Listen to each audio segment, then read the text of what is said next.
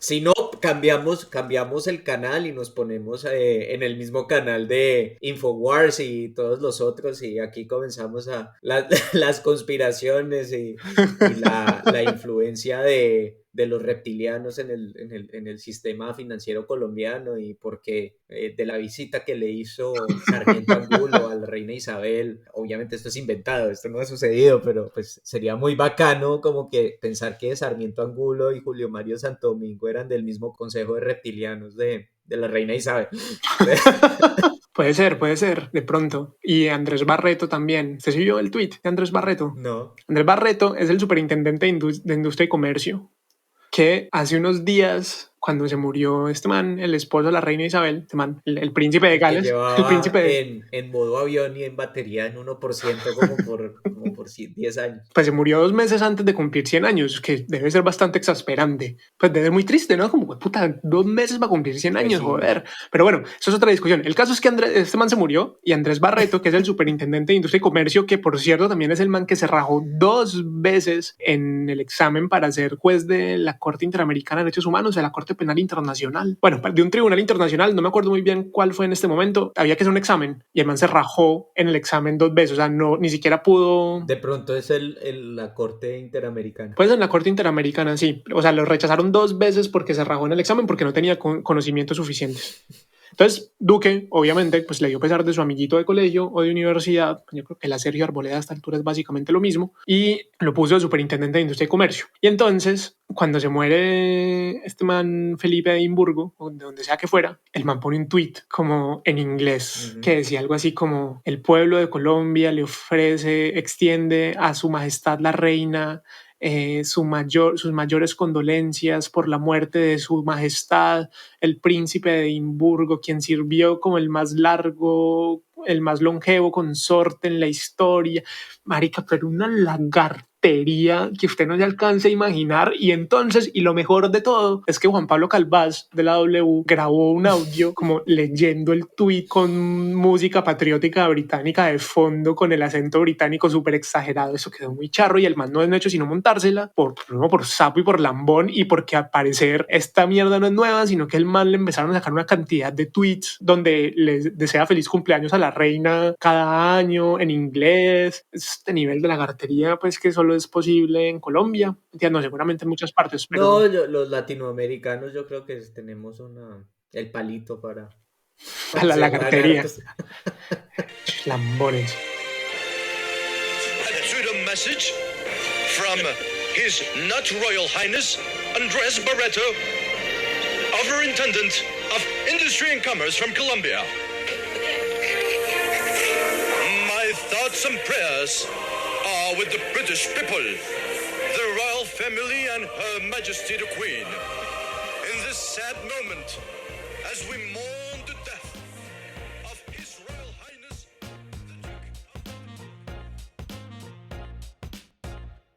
Hola y bienvenidas, bienvenidos y bienvenidas a Charlar un Rato, un podcast del proyecto Pensar un Rato en el que junto con Luis Sebastián Rosado trataremos una vez por semana de charlar sobre un tema a partir de hechos de la actualidad política nacional e internacional. Mi nombre es Miguel Hernández Franco y me pueden encontrar en Twitter y en Instagram como @migueletras. También pueden encontrar Pensar un Rato en Twitter como @_pensar un rato. ¿Qué más, Luis? ¿Cómo vamos? Bien, bien, gracias. ¿Usted qué? ¿Cómo va? Bien, bien también, Luis. ¿De qué vamos a hablar hoy? Bueno, hoy vamos a hablar de un tema que, como diría Vicky Dávila, en algún momento un poco menos hondo de su decadencia ha estado moviéndose esta semana. Y la idea es que hablemos de la visita que le dio los hijos de Álvaro Uribe al presidente Duque, una calidad desconocida, para discutir los temas de la reforma tributaria. La idea es que tratemos de estructurar esa conversación que vamos a tener en 3 partes: lo obvio, lo oculto y lo paradójico. Y pues vamos a tratar de mirar este tema desde distintos puntos de vista, aunque obviamente se nos quedarán algunas cosas por fuera. Sí, bueno, pues eso es normal, pero en todo caso haremos nuestro mejor esfuerzo por recorrer con rigor y con sencillez este tema. Y no siendo más, empecemos pues con el episodio. Escuchemos esto.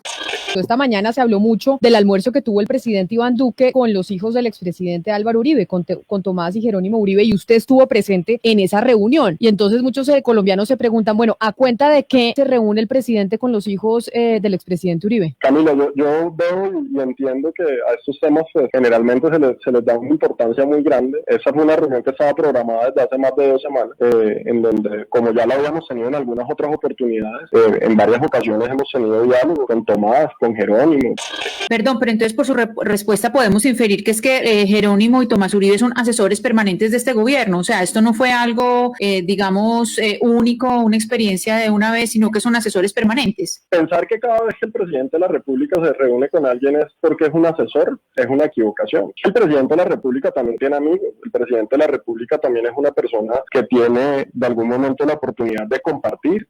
Para hablar de esos temas, ayer hubo una reunión en Palacio. Lucas nos contó que además del presidente de la República estaba el ministro de la Política. Esto lo pidió Tomás Uribe, pero también estaba Jerónimo Uribe y también estaba usted, ingeniero. La pregunta es, ¿por qué razón son los hermanos Uribe los que tienen que ir a pedirle al presidente que por favor entienda que hay que mandar un urgente mensaje de austeridad, entre otras cosas, de la reunión de ayer? ¿Por qué eso se está canalizando con los hermanos Uribe? Pues lo primero que hay que mencionar es que no es que se esté canalizando con los hermanos Uribe y como se le respondió a ellos y se le respondió a los empresarios que han tenido la misma preocupación o a las diferentes organizaciones en el país.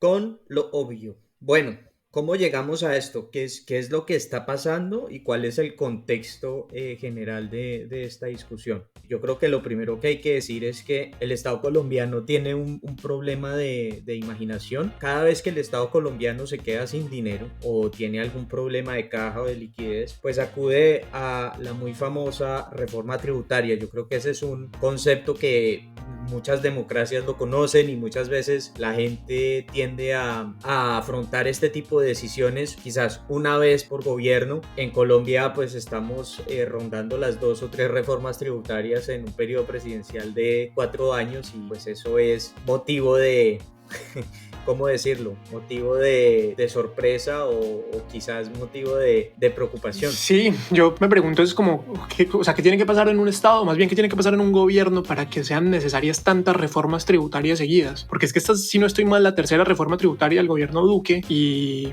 francamente yo no entiendo qué onda, o sea, como qué es exactamente lo que hace mal, supongo yo, el gobierno para que sean necesarias tantas reformas tributarias, para que Carrasquilla tenga que salir a decir que quedan 6 semanas de caja, que yo creo que tampoco mucha gente tiene claro qué significa eso de la caja del Estado. Todas estas pequeñas amenazas que va soltando el gobierno para poder forzar la reforma tributaria, pero ¿qué onda? O sea, ¿qué es lo que están haciendo para que sea necesaria?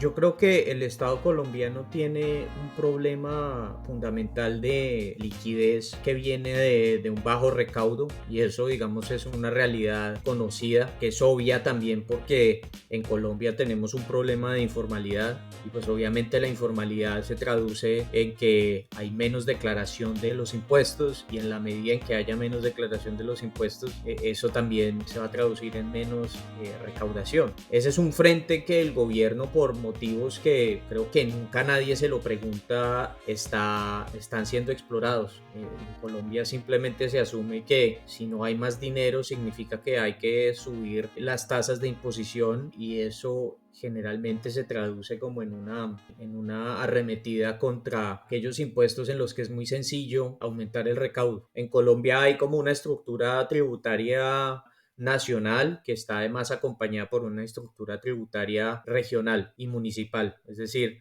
hay impuestos que existen y que son cobrados por la nación en total, como es el impuesto sobre la renta y como es el IVA. Y hay otros impuestos que son pagados a las colectividades territoriales, a los departamentos, por ejemplo, que viven más quebrados que un berraco porque los departamentos dependen de impuestos muy extraños. Creo que si eso no ha cambiado desde que yo estudié este tema en detalle, los departamentos viven, por ejemplo, de los impuestos de rodamiento de los carros y de los impuestos a las bebidas alcohólicas y al tabaco. tabaco. Y los municipios tienen una caja que está sobre todo centrada en impuestos como los impuestos prediales, si no estoy mal, y los impuestos de industria y comercio, que es como un impuesto que en ciertos servicios va atado al IVA. Es como un segundo IVA, por decirlo de alguna manera, muy como nosotros, muy vulgar. Lo que me parece interesante de este tema es que el gobierno no trata de imaginarse nada nuevo, y eso es algo bastante curioso en el contexto actual, porque estamos en un contexto de crisis económica mundial en el que quizás podríamos tratar de hacer nuevas soluciones para los temas de siempre, y eso es lo que pareciera que están haciendo muchos estados. En América Latina lo que parece obvio es volver a lo mismo, a una reforma tributaria que simplemente está basada en aumentar el recaudo lo más rápido posible, y eso obviamente nos lleva al tema central de esta discusión, que es el famoso impuesto sobre el valor agregado, el IVA, y posibles gravámenes a la canasta familiar. ¿Usted qué sabe de eso? ¿Qué ha leído? ¿Qué va a suceder? Porque entiendo que la reforma tributaria ni siquiera ha sido publicada. Pues esa es una, ¿no? Como nadie conoce el texto de la reforma, y yo lo que siento es que ha habido, pues, y lo que siento y lo que he visto es que ha habido es como un baile todo extraño del gobierno con la opinión pública. Y yo digo que estos manes son de libro. O sea, de verdad, uno en manuales de ciencia política, cuando uno en ciencia política le enseñan a cómo manipular a las masas, que no se llama así la clase se llama sociedad y comunicación o políticas públicas. Bueno, tienen unos nombres un poco más glamurosos que manipulación de masas, pero básicamente es manipulación de masas. Cuando uno le enseñan esas vueltas, a uno le muestran un montón de estrategias que puede como tener para, pues, movilizar la opinión, posicionar un tema en la agenda, convencer a la gente de que una cosa es mejor que otra. Y esta gente es de libro, y digo que es de libro cuando lo primero que hacen es presentar una vaina que saben que todo el mundo se les va a ir encima, y entonces mandan un viceministro desconocido que a nadie le interesa y que, pues, una ficha sacrificable, por decirlo de una manera muy uribista, mandan a una ficha sacrificable a que se queme, a decir, no, es que vamos a subirle el IVA a la sal, al chocolate, al café y a un montón de vainas que, pues, que eso es tan absurdo, tan indignante, que obviamente todo el mundo se va a rebotar, porque cómo es posible que les vayan a subir el IVA a la sal, al café en el país del café, al chocolate en donde la gente desayuna chocolate Sol por las mañanas. Y entonces lo que termina pasando es, pues, por supuesto que no, o sea, no vamos a subir eso. Entonces aquí creo yo, pues, que aquí es donde Álvaro manda a sus hijos, a sus vástagos, a que vayan y visiten al presidente, a presionarlo, como dijo Andrés Parra, que es que hay que tener mucho cuidado con no presionar al presidente porque se estalla. Pero entonces mandó a sus hijos a presionar al presidente para que no subieran el IVA. Entonces dicen, bueno, está bien, vamos a ser buenos y no le vamos a subir el IVA a la sal ni a nada de eso, pero pues es que igual hay que hacer una reforma tributaria. Y entonces luego sale Carrasquilla y dice, pero es que, puta, solo tenemos para 6 semanas, entonces de verdad que es necesario tener una reforma tributaria porque es que estamos sin plata, el Estado está quebrado, y empieza a pintar todo este escenario catastrófico. Y ya cedimos en lo más gonorrea de todo, que era subirle el impuesto a el IVA y el tinto y el chocolate y todos estos productos de la canasta básica. Entonces, pues, como ya saben que la situación es catastrófica, y como además ya cedimos en una medida que igual íbamos a tener que tomar, vean que no estamos actuando de mala fe, entonces, pues, por lo menos apoyen la idea de que tenemos una reforma tributaria. Y pues entonces ahí está la pregunta de, primero, ¿qué tienen que ver los hijos de Uribe con todo esto? Que me parece, pues, una pregunta importante, ¿cómo tienen que ver ese par de huevones acá? Y la segunda es, ¿qué están esperando que pase? ¿Y por qué no presentan la reforma, el texto de la reforma? ¿Y cuál es el misterio? ¿Y por qué? Y volviendo un poco a lo que usted dice que iba a hacer 2 preguntas, no, pero hice un montón más. Pero volviendo un poco a lo que usted dice, es ¿por qué insisten en hacer lo mismo? ¿Por qué insisten en que la base gravable sean la clase media? Porque este tema de que el límite de declaración de renta es la gente que gana 3 millones de pesos al mes, o 2.500.000, una cosa, pues, es que 2 millones de pesos, 2,5 millones de pesos en Colombia, yo creo que ni siquiera alcanza a ser clase media alta, así como para decir, pues, que están siendo más progresivos los impuestos. Entonces ahí hay un montón de temas, diría yo. Lo que a mí me parece es que las reformas tributarias en Colombia suelen ser muy regresivas en general. Los impuestos en Colombia son, digamos, hay el IVA sobre todo, que es una gran fuente de financiación del Estado. Es un impuesto regresivo, en el sentido en el que las personas que contribuyen a este impuesto lo hacen de la misma manera, independientemente de cuáles sean sus ingresos. Es decir, si usted va al supermercado y compra un chocolate o qué sé yo, una libra de arroz que cuesta 100 y el IVA son 19, pues entonces usted va a pagar 119, así se gane 100.000 pesos al mes, o 1.000.000 de pesos o 400 millones de pesos. Los impuestos que son más progresivos y que en verdad pueden ayudar que el Estado tenga, digamos, unas riendas más importantes en la economía parecen estar completamente por fuera de la discusión, y eso es muy interesante porque parece que nadie se hace esas preguntas. Todo el mundo asume que si vamos a subir el IVA, pues entonces eso es lo que, digamos, que si vamos a reformar la estructura tributaria, eso es lo que significa es que todos vamos a pagar más IVA, o todos los que compramos gasolina vamos a pagar más cara la gasolina, y nadie se dice, bueno, ¿y qué tal si nos sentamos a mirar quiénes son los que tienen más dinero en este país y ver cómo hacemos que esa base de contribución a las finanzas del Estado sea más proporcional? Lo que sucede también es que ese es quizás un tema muy complicado, porque en Colombia, no sé si aquí podemos poner a nuestra amiga María Fernanda Cabal,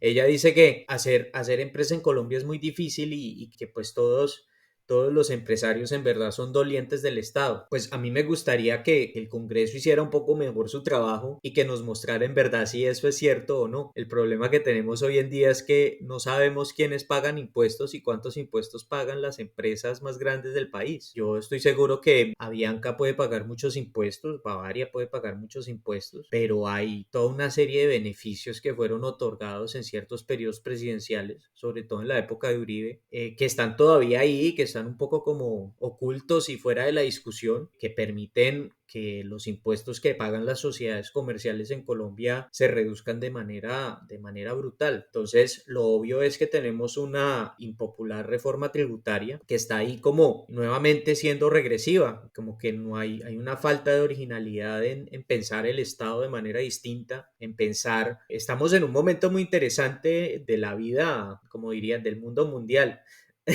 ¿Por qué? Porque este es el momento en el que todos los estados del mundo, o sea, Estados Unidos dijo, bueno, yo voy a meterle a mi economía 1.9 trillones de dólares porque necesito que la gente tenga dinero en el bolsillo para reactivar la economía, y reactivar la economía lo que significa es que pues yo voy a poder seguir funcionando como estado, porque si la economía se reactiva yo voy a poder seguir cobrando impuestos. En Colombia seguimos bajo el paradigma neoliberal de que lo único que importa en la ecuación es la oferta, y es muy interesante ver cómo nadie se hace como esas preguntas, y yo pondría esto dentro de lo obvio porque son preguntas muy evidentes en el contexto actual. O sea, cuando Estados Unidos dice le doy plata a mis ciudadanos para que consuman, Colombia dice le voy a subir más los impuestos a una sociedad que está empobrecida, en la esperanza de que no sabemos qué, o sea, de que volvamos a tener un poco las mismas consecuencias sobre la economía. Yo creo que ahí hay un poco de falta de lectura del escenario. No sé qué más quiera usted decir sobre este tema. No, pues creo que ahí se resume bien. Tengo un pequeño inconveniente, y es que no sé si estamos hablando de reforma tributaria o de Tom y Jerry.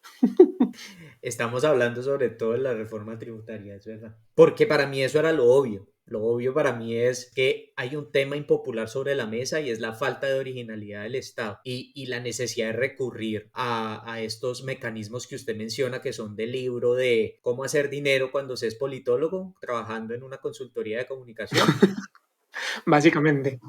Como recurrir a estos métodos muy de el gobierno anuncia una medida impopular, pero entonces mandamos a unos salvadores que son de la oposición pero no son de la oposición. Como que eso para mí viene en una discusión paralela, pero que lo obvio aquí es que hay una falta de originalidad del Estado para reinventarse en este momento tan difícil para todas las economías del mundo, y recurrir nuevamente a lo que conocen y a lo que funciona muy mal, y funciona incluso peor en este momento, porque esta es una crisis económica muy diferente a la crisis económica del 2008. La crisis económica del 2008 fue una crisis financiera esencialmente. Fue provocada por una realidad, digamos, del mercado de las hipotecas, pero la crisis comenzó en la bolsa y se trasladó al resto de la economía. Ahora estamos en el escenario inverso. Esta es una crisis de la economía real. Lo que está frenado actualmente es la demanda, porque la gente está encerrada en las casas, la gente no puede comprar, la gente no puede viajar, la gente no puede consumir como consumía antes. Y ahí es donde me parece a mí que está lo obvio, y es el gobierno colombiano le falta originalidad para pensar. Y por eso recurre, ahora sí vamos a hablar, me imagino yo, de Tom y Jerry en lo oculto y en lo paradójico. Sí, pero espere, porque es que yo veo ahí,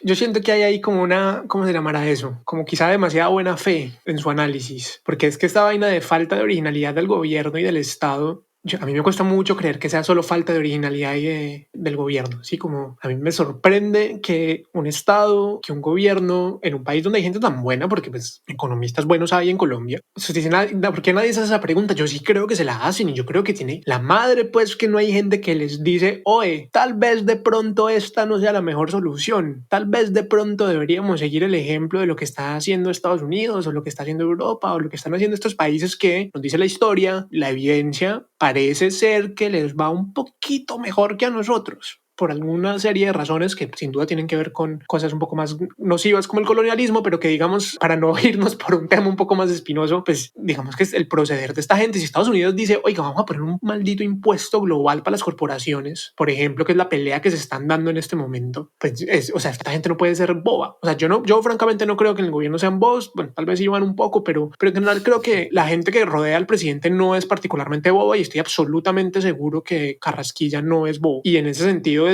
o sea, si no se hacen la pregunta, si no plantean una estrategia distinta, también es porque no quieren. Sí. También es porque tiene que haber algo o muchas cosas que los llevan a decir como no, pues vamos a seguir haciendo lo mismo, vamos a seguir planteando un sistema tributario totalmente regresivo, vamos a seguir poniendo impuestos indirectos, vamos a seguir poniendo un montón de impuestos que no permiten inyectarle capital a la economía y a circular plata en la economía. Vamos a seguir recaudando de esta manera y no le vamos a cobrar a los más ricos, sino que vamos a hacernos los huevones con esto, porque es que yo creo que después de un punto no puede ser simplemente incompetencia, o sea, tiene que haber una línea donde uno diga, esto que parece incompetencia, yo creo que ya se está comenzando a parecer a la simple mezquindad, y supongo pues que también ahí tienen que ver, no sé qué tanto, Tom y Jerry, pero... Sí, pero quizás también es porque las clases altas colombianas son históricamente conocidas por ser particularmente mezquinas, y yo creo que en ese sentido... Yo no creo que haya necesidad del análisis de mala fe o de la conspiración o de la malicia para darse cuenta que lo que sucede aquí es que hay unas clases en el poder que no logran ver al país como más allá de sus intereses muy inmediatos y de sus intereses muy personales. Eso creo que explica mucho la actitud y puede que el que diga, oiga, y si le damos plata a la gente para que vaya y siga, no sé, viajando en avión y comprando hamburguesas,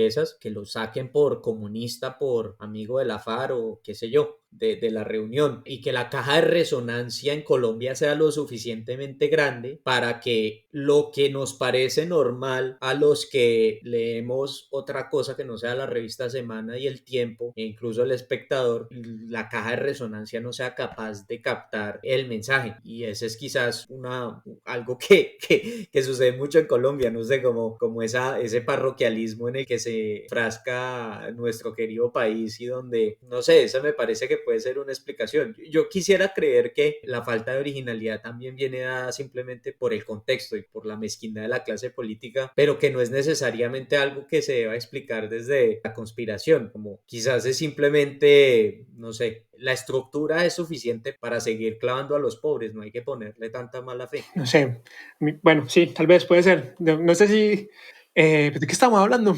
Estábamos hablando de lo obvio. Entonces lo obvio es, hay un problema, el gobierno no piensa más allá de lo que su mezquindad o su ineptitud le permite pensar, y se imagina una nueva reforma tributaria, que es un problema en sí, y se imagina también a los salvadores, a los mesías, a los enviados eméritos que van a salvar a la patria del uribismo, que salva a la patria del uribismo, para que el uribismo cese de oprimir, porque el uribismo no está de acuerdo con que el uribismo oprima al país conforme al uribismo. Y eso para mí es lo oculto. Para mí muchas cosas de este tema son evidentes, pero siempre me ha parecido muy interesante la capacidad que tiene el partido del presidente Uribe para gobernar como si fuera la oposición. Eso siempre me ha fascinado, como esa capacidad de distanciarse de manera automática de todas las decisiones que son impopulares, incluso cuando son el partido de gobierno. Y eso es lo que me parece que está sucediendo acá finalmente. O sea, esa también es una técnica que usted muy bien lo dijo al principio, es una técnica de comunicación en política muy conocida, y lo que sucede aquí es que el uribismo simplemente trata de hacer dos cosas, y es primero echarle la culpa a Santos una vez, porque pues obviamente no se pueden perder las buenas costumbres, así ya llevan 3 años en el gobierno, y segundo decir, bueno, no, esto es el colmo y obviamente nosotros no estamos de acuerdo. Y no importa que seamos el partido que gobierna, no estamos de acuerdo con lo que estamos haciendo. Y ahí es donde me parece que hay cierto cinismo en la manera de proceder. Me gusta que sea cierto cinismo y no simplemente el cinismo militante que caracteriza todo lo que el uribismo hace.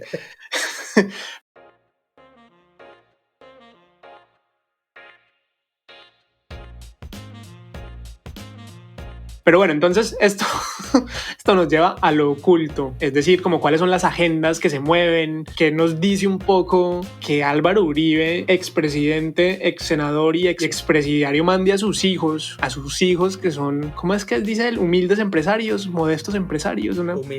Humildes empresarios de manillas y moledores de sol a sol. Moledores de sol a sol. Moledores de sol a sol. Mande a sus hijos a verse con Iván Duque y que inmediatamente después entonces salgan ahí sí del libro a decir no, ya no vamos a pasar el IVA para la canasta familiar. Y eso todos los consortes, por así decirlo, de Álvaro y de su partido salieron pues a defender la cumbre Tom, Jerry, Iván de todas las maneras. Yo creo que ahí la insinuación sexual de que sean los consortes está muy bien, pero creo que lo que usted quería decir era los cortesanos. Ah, jueputa, sí, los cortesanos.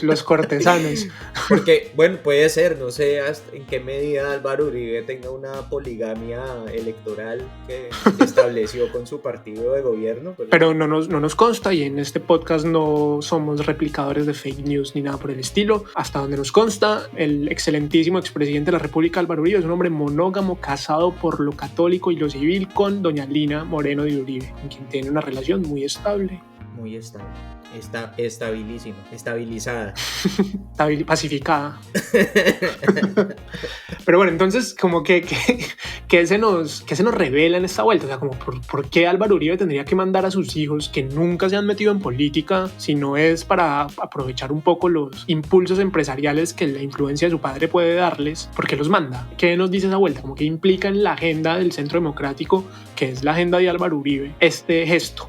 Para mí, yo tengo acá escrito en mis notas la misma pregunta, como hay una agenda oculta que esto nos revela o más bien lo que muestra es que hay un deterioro un poco embarazoso también en la relación que existe entre el Palacio de Nariño y el partido del presidente. Digamos que Uribe lleva también 2 presidentes que él ha puesto. El primero era Judas y el segundo no sabría cuál es el apóstol, que aunque Leal era completamente estúpido, yo creo que no existía, pero lastimosamente mis estudios bíblicos no van hasta allá, pero yo creo que es también eso lo que revela, y entonces lo que sucede es que la actitud del uribismo es comportarse como un partido de oposición, siendo un partido de gobierno, y quizás es el hecho de que no estén vinculados al gobierno y que puedan ser mandados como con la simbología del empresario de bien que va a interceder por los colombianos que pueden cumplir ese papel. Yo creo que también lo que sucede en este caso es que en Colombia hay una tradición de delfines que ni siquiera en las mejores épocas de la monarquía francesa hubo tantos delfines en Francia como los delfines que hay en Colombia, y eso siempre ha funcionado muy bien. O sea, los hijos de Santos también cumplen unos papeles, unos roles como semioficiales en la comunicación y en la política, y esto, digamos, ha habido unos que se han quemado, como el hijo de Turbay, si no estoy mal, o el nieto, ya ni me acuerdo. ¿El que se lanzó a la alcaldía? De Turbay. El que se lanzó a la alcaldía, sí. Que ya, ¿cómo es que se llama de huevón? Que era Miguel Turbay. Miguel Turbay, sí, el hijo de Diana Turbay. Sí, exacto. Entonces, lo mismo sucede con los hijos de Gaviria, con los hijos de Galán, con los hijos, digamos, existe como un periodo de transición en el que no son verdaderamente parte de la política, pero que igual cumplen como unos roles semioficiales similares a los de la primera dama, que también es otra gran parte protagonista de las noticias en los últimos días, con sus pretensiones autobiográficas, pero bueno, ese no es el tema de hoy. Es muy interesante verlo, como ese rol terminan cumpliéndolo quizás de manera inconsciente. Yo no sé qué se le habrá pasado en la cabeza a Álvaro Uribe, pero digamos que no es un rol nuevo. Lo que sí es, digamos, oculto aquí de una manera un poco cada vez menos obvia, es que el partido del uribismo quiere desentenderse de Iván Duque porque Iván Duque no puede ser el presidente en el 2022. Y ahí hay que hacer algo y ahí hay que volver a recomponer el panorama político. Y para volver a recomponer el panorama político, el partido de gobierno tiene que comportarse como partido de oposición. Esa es una fórmula, yo creo que también del mismo libro del que usted estaba hablando de los políticos al principio, y que está siendo aplicada, digamos, por todos aquellos que han tenido un presidente Judas. En Ecuador yo creo que sucede exactamente lo mismo entre Correa y Lenín Moreno en este momento. De hecho, creo que hoy domingo estaban en elecciones y los ecuatorianos se sienten un poco en la misma situación de nadie, o sea, Lenín Moreno menos que Iván Duque se asemeja más a una papa caliente, entonces se vuelven papas calientes que nadie quiere coger, nadie quiere tocar, se han vuelto radioactivos por el mal manejo de la pandemia, el mal manejo de las finanzas del Estado, el incumplimiento total de las promesas electorales, como muy patente, como muy evidente. Y entonces el partido de gobierno tiene que comportarse al mismo tiempo como un partido de oposición y como un partido de gobierno. Creo que estoy parcialmente de acuerdo con eso, sin embargo yo sí creo que hay una agenda ahí que también revela ese deterioro del que usted habla. Justo esta mañana estaba leyendo la columna de Ramiro Bejarano en El Espectador y el man dice algo que a mí me parece que es tan acertado como preocupante, y es que en este momento Álvaro Uribe no confía sino en su sangre, y entonces tiene que mandar a sus hijos, porque ya en quién confía. El único man yo creo que en el que él confiaba y en el que creía que iba a ser presidente se le murió, que era el ministro de Defensa. ¿Cómo se llamaba? Carlos Holmes. Sí, pero ese estaba descalificado desde que no se sabía la talla de los crocs del presidente. Ese sí era el que no se la sabía. No, era otro. Claro, ese no se lo sabía. Carlos Holmes era el único resquicio de sentido común que le quedaba a ese reality con el que escogieron al candidato presidencial. Y fue el único que fue capaz de frente de decir como, a mí qué hijo de putas me importa, pues no lo digo en esos términos, pero sí fue como, a mí qué me importa cuál es la talla, yo no tengo idea. Y obviamente Iván Duque se había estudiado la anatomía, la anatomía del eterno. La taxonomía uribista. Pero bueno, lo que está diciendo es que pues a Uribe se le murió el man que yo creo que él contaba poner de presidente, que era, digamos, por lo menos el más competente, porque es que si algo tenía este man Holmes Trujillo era pues una larga trayectoria en el Estado, una larga trayectoria burocrática que le permitía, como dicen los periodistas grandilocuentes, conducir la nave del Estado, porque la conocía muy a profundidad. Entonces, pues este man se le muere. ¿Y en quién más confían? Pues tengo entendido que la relación con el ala más extrema del partido, que son María Fernanda Cabal, José Félix, José Obdulio y Londoño, que son como los más abiertamente paracos, pues esa relación está bastante deteriorada porque pues Iván Duque no es lo suficientemente de derecha para ellos. El ala ligeramente menos paraca, que empieza, digamos, en Rafael... ¿Cómo se llama este man? Rafael Nieto, que es un demente, y que terminaría más o menos en Paloma Valencia, digamos ligeramente menos paraca. Ella es más de corte colonial chulavita. En fin, digamos que ellos tampoco, o sea, yo creo que ese partido está muy dividido porque este man nunca supo, finalmente Iván Duque es un inepto. Iván Duque, y yo creo que la gente no suele tener esto en mente, y es que el presidente no es el presidente, sino la gente que trabaja para el presidente. Y este man que nunca conoció a nadie, que lo único que tuvo fue un cargo ahí de medio pelo en el Banco Interamericano de Desarrollo, y después fue senador y que nadie lo conocía, pues ese man no conocía a nadie. No conoce realmente a nadie, y entonces tiene un jefe que es el patrón del país, literalmente el hombre más poderoso de Colombia, que le dice más o menos qué tiene que hacer, pero que en realidad lo tiene ahí es como para que se ocupe de las cosas aburridas. Sí, Álvaro Uribe, ¿qué le importa? Que hoy estaba hablando curiosamente con una amiga, y es Álvaro Uribe tiene un man, literalmente el mayordomo de la finca, que le maneja los asuntos que le da pereza ocuparse. Entonces yo Álvaro Uribe no voy a tener que ocuparme de el plan de alimentación, no voy a tener que ocuparme de la visita de un embajador, alguna mierda por el estilo, de todo lo impopular y de todo lo aburrido, sobre todo, porque es que también la gente se le olvida que es que manejar un Estado implica un montón de cosas profundamente aburridas, como asegurarse que todos los niños reciban comida. Pues a un político, ¿qué le importa? Sí, pues eso debería importarnos a todos, ¿no? Pero pues lo que quiero decir es, eso es una logística muy grande para que uno se ocupe de ella, y que no da tantos votos y que no da tantos réditos, que no es tan popular, que no es tan sexy. Pero a mí me daba la sensación de que Álvaro Uribe estaba menos presente en la Casa de Nariño de lo que todos esperaban, quizás por sus mismos embrollos con la justicia. O sea, yo me esperaba que esto fuera como cuando Putin fue primer ministro de un títere, ¿cómo es que se llamaba? Mendeleev, sí, Mendeleev. Iba a decir Mendeleev, pero creo que ese es el de la tabla periódica. Yo iba a decir Mengele, pero no, Mengele es el nazi. Sí. Es un Mendeleev, algo así.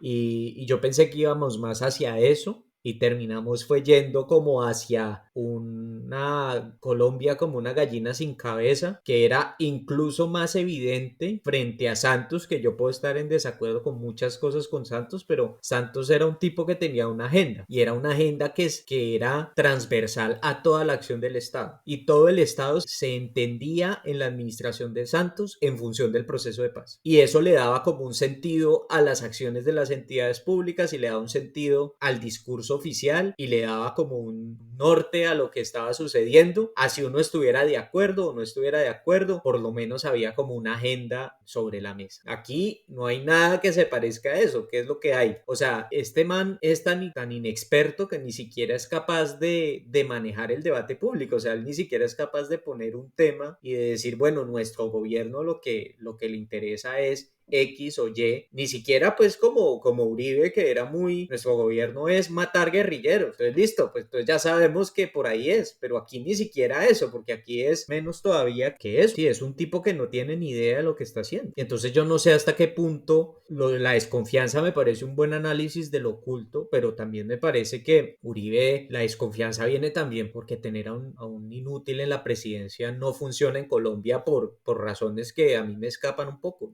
no estoy seguro de por qué. Yo creo que porque Colombia es un país complicado de manejar. Es decir, pues de eso que dicen que la gente llega a la presidencia y como que no tenía muy claro el nivel de mierdero al que se tenía que enfrentar y la cantidad de frentes que tiene que enfrentar, porque pues es lo que decimos. Finalmente la gente llega a la presidencia y hay 3 o 4 temas que son los temas de siempre: la seguridad, la educación, la reforma tributaria, 3, 4 temas que son los que suelen definir una agenda de gobierno, pero igual, por ejemplo, hay Plan Nacional de Educación para construir colegios, que se demora no sé cuántos años y que él tiene que seguir ejecutando porque eso se empezó a ejecutar no sé hace cuántos gobiernos y eso va ahí en marcha y pues eso ya pasó de moda y eso no es un tema de conversación, pero él tiene que seguir poniendo gente que ocupe esas vainas. Y la relación con las regiones y la relación con otras entidades poderosas del Estado, con las empresas, con la gente poderosa. Sí, Colombia puede ser un país muy complicado de Claro, manejar y en ese orden de ideas, pues tener un bobo inexperto que no tiene muy claro qué hacer y que lo único que le gusta es salir en televisión hablando como presentador, como locutor de fútbol, es impresionante. O sea, de verdad es una cosa que llama la atención. Pero bueno,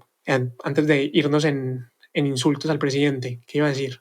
No, yo creo que esa es una buena conclusión del oculto. Lo oculto es quizás la desconfianza. Lo que no es evidente en esta discusión es la desconfianza profunda de Uribe a todo lo que rodea al uribismo actualmente y a la crisis que ha generado la presidencia de Iván Duque en un partido que quizás veía que la tenía muy fácil para controlar el discurso público y la popularidad y como cosas que funcionaban muy bien antes de Santos, que ahora todas, digamos, se han ido por la borda en un cóctel de cataclismos históricos y de la ineptitud con la que han sido recibidos esos cataclismos por parte de este gobierno. Y de telón de fondo está efectivamente la desconfianza que usted menciona de Álvaro Uribe, de mandar a quien él cree que quizás es la única gente que puede controlar, que son sus hijos.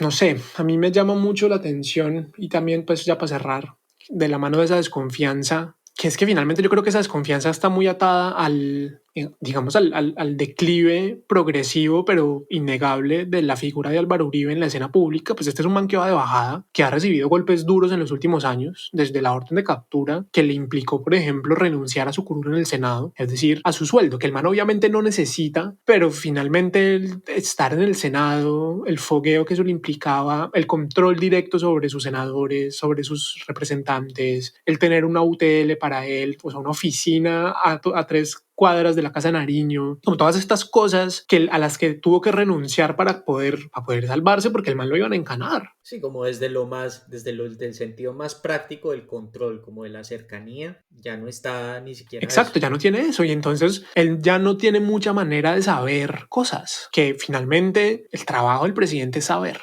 quién está haciendo qué, por qué y cómo. y qué puede hacer él al respecto. Y esa cercanía, que es eso que usted dice, o sea, como el aspecto más básico, pero también más fundamental del control es tener cerca a la gente. Y él le tocó renunciar a todo eso, le tocó ir a recluirse a su finca, donde dijo que estaba secuestrado, pobrecito, porque ha sufrido un montón de golpes y tiene una imagen cada vez más desfavorable y va de bajada. Y sabe que cuando el líder de la manada está débil, siempre hay otro que está acechando para coger el puesto. Y más en política. Y debe haber un montón de gente en su partido que esté lista para mandar el zarpazo apenas se le presente la oportunidad. Eso sí es cierto. Pues entonces la conclusión es que lo oculto es una mezcla entre la desconfianza de Álvaro Uribe y la evidente ineptitud, como su respuesta ante la evidente ineptitud de este gobierno por afrontar ciertas crisis. Y ahí volvemos un poco a lo obvio que estábamos hablando al principio.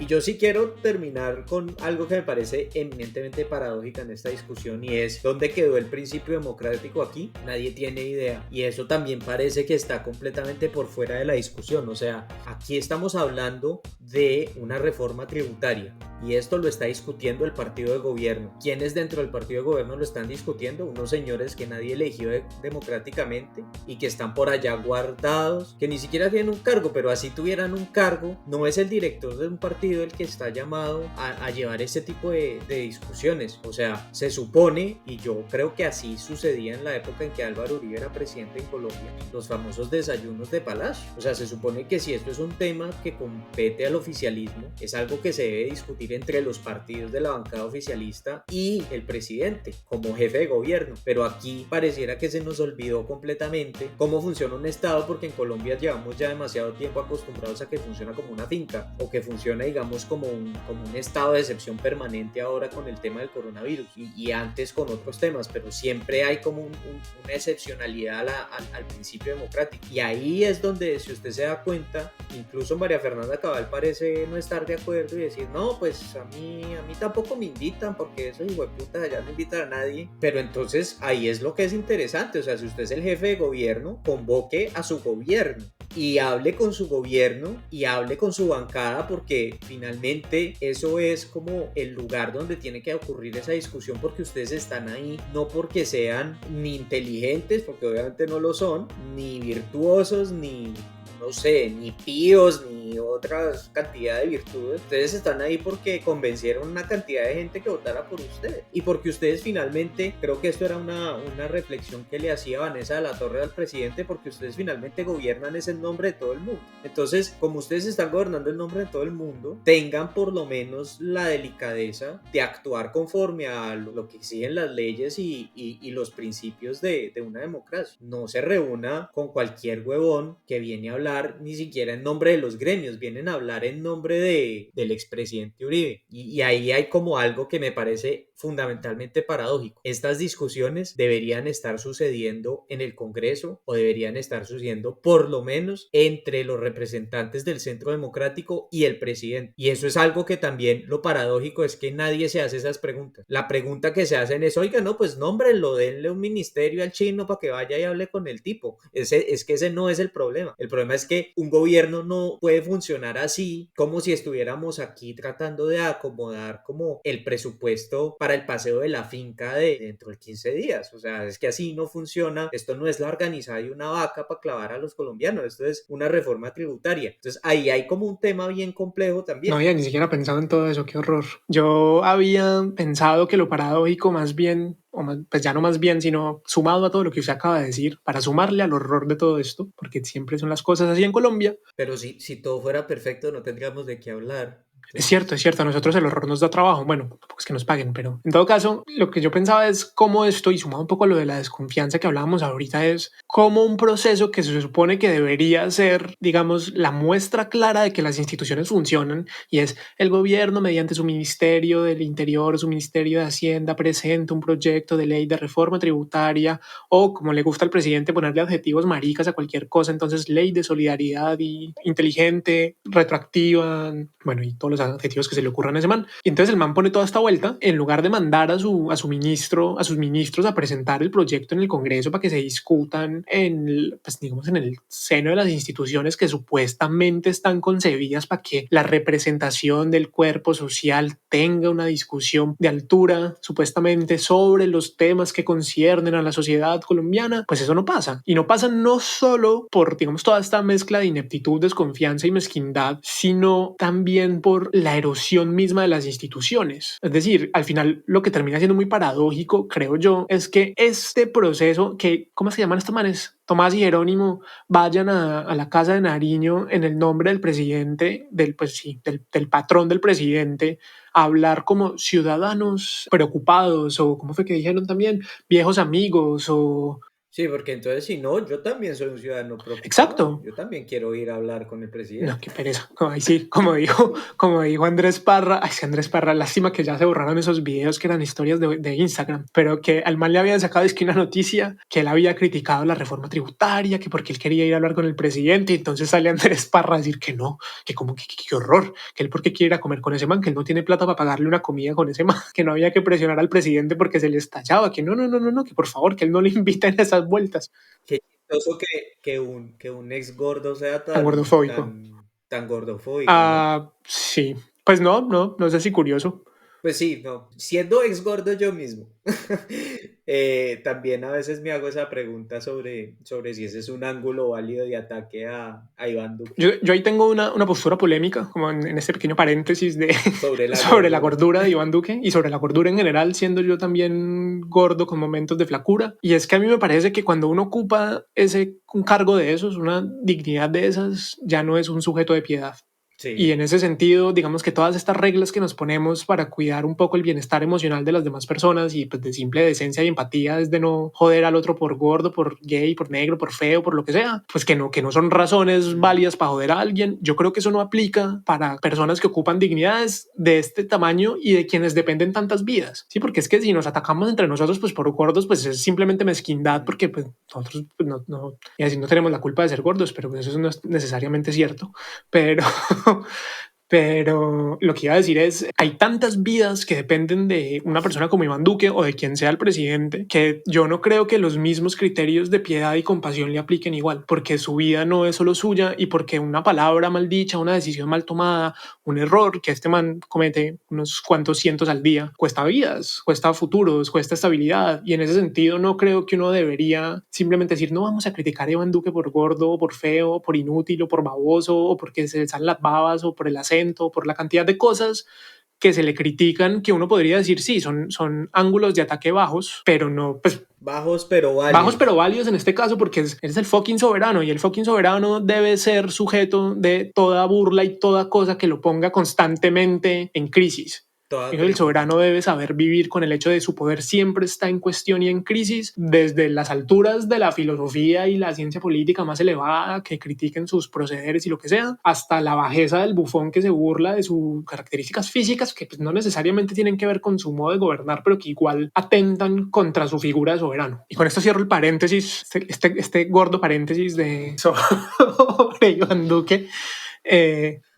Iván, ocupas un lugar grande en nuestros corazones. Exactamente. Pero bueno, todo esto para decir que yo creo que hay ahí lo que se ve cuando mandan esos manes, cuando el patrón del presidente manda a sus chinos a que vayan a hablar con su subalterno que ocupa la presidencia de la República, lo que muestra es precisamente hasta qué punto se han erosionado las instituciones y hasta qué punto una discusión que debería ser una discusión de Estado y por lo tanto una discusión social ya no está siendo posible por el mismo efecto erosivo que el partido de gobierno, que el presidente, que los hijos del presidente, los hijos del expresidente han tenido sobre las instituciones del Estado y sobre los espacios que se supone son los espacios deliberativos de la sociedad y de la representación de la sociedad, por ejemplo, el Congreso. Esas discusiones no ocurren es por eso. Sí, igual yo lo limito incluso más, incluso el espacio deliberativo entre el partido de gobierno y el gobierno ya no existe. Y eso es lo que me parece a mí lo más pesado como de la situación. Como ya ni siquiera es los congresistas del Centro Democrático que pueden ir a hablar con el presidente, sino que tienen que ser estos dos personajes en su calidad de ciudadanos Sí, preocupados. sí,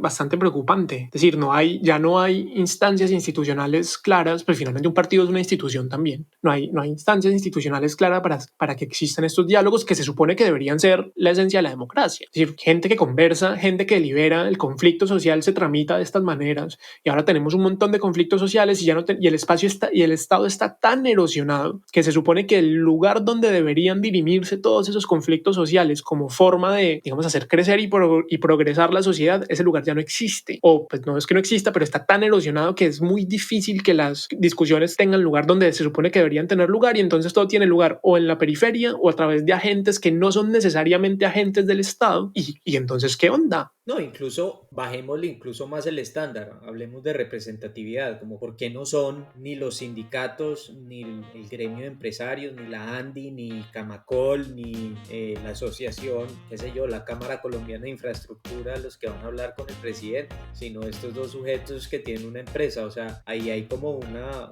cierta también desconexión con la realidad social quizás. Yo no creo que de ninguna manera estos dos personajes puedan abrogarse el estar hablando en nombre de alguien, porque es que nadie los ha escogido para hablar en nombre de ellos, y ahí es donde está la profunda desconexión de la que usted menciona. Yo creo que esa es una buena conclusión en relación con este tema. Yo también, una triste, preocupante conclusión con respecto a este tema.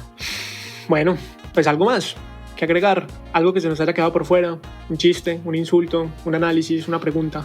No, ya después de la reflexión sobre la gordura ya quedé con ganas de no decir nada más. Tienes que decir que quedé con ganas de comer algo. También, justo lo que sigue en mi agenda. Bueno, ¿Bien? pues entonces creo que eso cubre más o menos todo lo que queríamos tratar. Eso fue todo por hoy en Charlar un Rato, un podcast del proyecto Pensar un Rato. Recuerden que pueden encontrar Pensar un Rato en Twitter en la cuenta @pensar un rato. También pueden visitar www.pensarunrato.com, donde encontrarán los demás podcasts del proyecto, así como textos y otros contenidos, y en el menú Apoya Pur encontrarán el botón de Patreon, donde si así lo desean pueden ayudar financieramente a este proyecto para que siga creciendo y trayéndoles más contenido de calidad. Luis, muchas gracias. No hay de qué. Estaba pensando que charlar un rato es chur. Me gusta que llame chur. También, a mí me parece que la Che es bastante... La Che le da su toque latinoamericano. Chur. Sí. La Che tiene su carga latinoamericana de clase, de raza, de todas las cosas, colonial, todas esas cosas por las que los pobres latinoamericanos hemos sufrido. A mí me parece que se concentran en la Che, cosa que el Chespirito ya había resuelto bastante bien, por cierto. La había resuelto, yo no sé si bastante bien, pero bueno, no tenemos tiempo para discutir sobre la vida, obra y milagros de Chespirito. Muy bien. Entonces, pues nada, gracias. Estamos hablando entonces, gracias a usted. Nos vemos pronto. A todos, todas y todes, muchas gracias por escuchar y nos oímos pronto.